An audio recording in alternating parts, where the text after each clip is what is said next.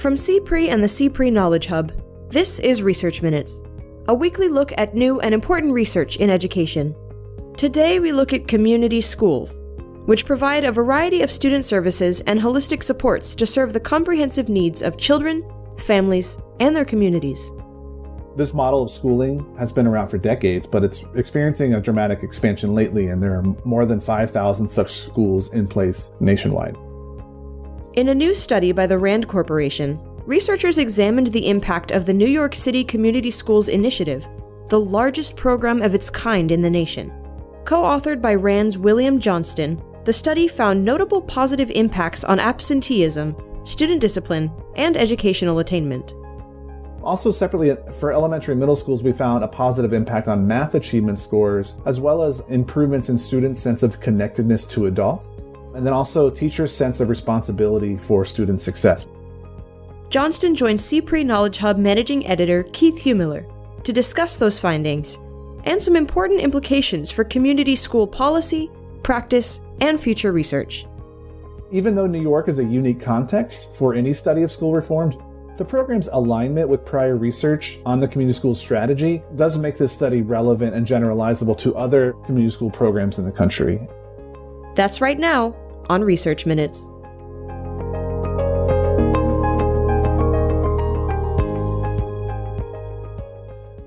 Hello and welcome to Research Minutes. I'm Keith Heumiller, Managing Editor of the CPRE Knowledge Hub.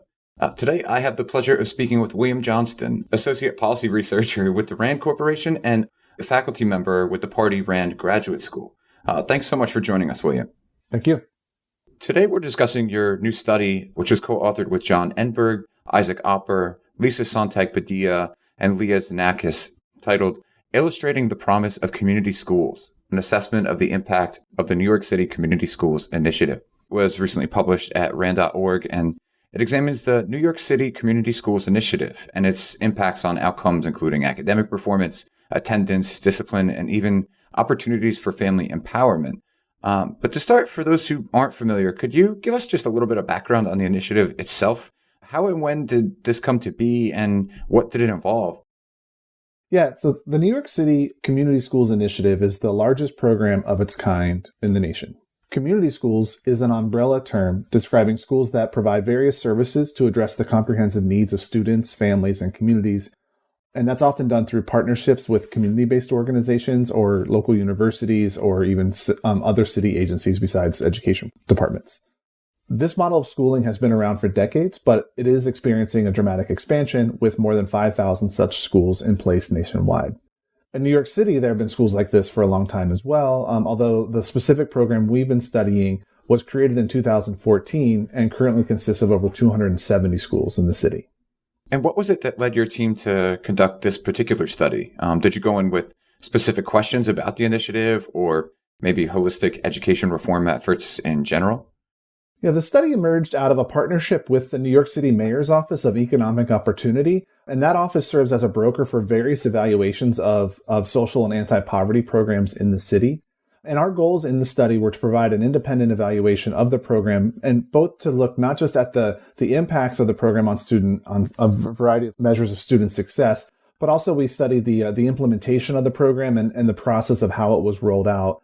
We actually had a prior report that came out in 2017 that focused on just the implementation progress after the first 2 years of the program's existence. And so for this particular study, your team was actually analyzing impacts across 7 different specific domains, ranging from academics to student connectedness to family support. I'd imagine that involved quite a bit of work. Could you maybe give us an overview of your approach and the scope of this work? Sure. So the schools that are in the program were not randomly selected to be community schools. So it was important to try to develop as good of a comparison group as possible where we could have an apples to apples comparison. The goal of a study like this is to determine whether students in the community schools were performing better than they would be doing if their schools had not been designated as a community school. We needed to do what's often called a quasi-experimental approach that is not a random assignment experiment, which is often very difficult to do in the realities of a city and education programming. So we used a combination of techniques, one called a matching technique where Each community school in the program is matched with either a single other school or sometimes a couple other sort of statistical twins that are very similar on a range of measures measured before the program started.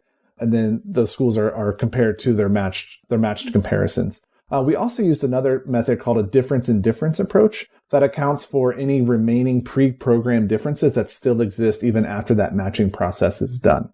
So the goal again is to develop as much of a apples to apples comparison between the treatment schools, which are the schools in the community school program, and other similar schools in New York City that are similar in as many ways as possible, except for the fact that they're not in the community school program. So your team came away with a number of different findings, including that the initiative had positive effects on attendance and grade progression. Could you walk us through what you learned? Sure. We found that the program is helping students in a variety of ways, particularly in elementary and middle schools. We found consistent positive impact on student attendance, which we focus on students being chronically absent, and so that's missing 10% or more of the days of school in a year. And so we saw consistent reduction in chronic absenteeism among students. We also saw educational attainment was improved in these schools. And educational attainment we measure through students progressing to the next grade level when they were supposed to, rather than being retained for an extra year. And then in high school, students completing and earning more credits, and then also ultimately graduating from high school. And so we saw improvements in all of those areas. Also separately, for elementary and middle schools, we found a positive impact on math achievement scores in the third and final year of our study, but we did not find an impact on reading scores. Those were not measured in high schools. And then finally, we found that the program had a reduction in disciplinary incidents among those younger grades, as well as improvements in students' sense of connectedness to adults, which we measured through school climate surveys in the city. And then also teachers' sense of responsibility for student success, which is another school climate survey measure that we had. And those were both seemed to be improving at the elementary and middle school levels. So given the potential influence of an initiative like this, especially at a time when holistic reforms, as you mentioned, are increasingly gaining traction here in the U.S., I'm curious what you think the implications of this study might be. The main takeaway is that the New York City Community Schools Initiative is having a positive impact along many measurable student outcomes. But the fact that we find no effect along some outcome suggests that there may be room for improvement in the strategy as implemented in New York. This is particularly true in high schools, where we found fewer statistically significant effects. Even though New York is a unique context for any study of school reform, just given its size as the largest district in the country, and also the fact that the New York City Community Schools Initiative is a uniquely large initiative being implemented at such a big scale, the program's alignment with prior research on the community school strategy does make this study relevant and generalizable to other community school programs in the country. And so when I say that the New York model is aligned with other strategies, there are sort of four key pillars that have been identified throughout years of research on community schools that are seen as like the key pillars of the community school program.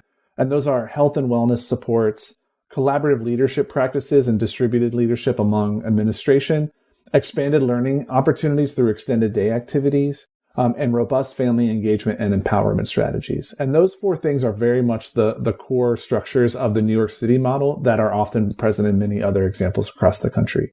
And so seeing positive findings in New York does suggest that there may be important positive benefits in other programs as well, but certainly that is beyond the scope of our study. So my last question then is, do you think there are opportunities here for future research, either for your team or others working in this area? Absolutely. There are many directions for future research based on the work we have done so far in New York.